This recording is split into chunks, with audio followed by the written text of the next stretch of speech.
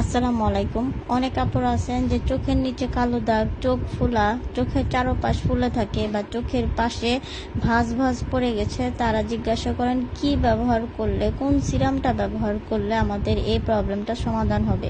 তাদের জন্য এই একটা সিরামই যথেষ্ট। এটা সিরাম প্লাস এটা আপনার রোলার। এটা আপনার সিরামের কাজও করবে, আপনার চোখের নিচের কালো দাগ থেকে ফোলা ভাব বা আপনার পাশে কুচকিয়ে গেছে, চোখের পাশে কুচকিয়ে গেছে, এই সব সমাধান করবে এই একটা জিনিসেই।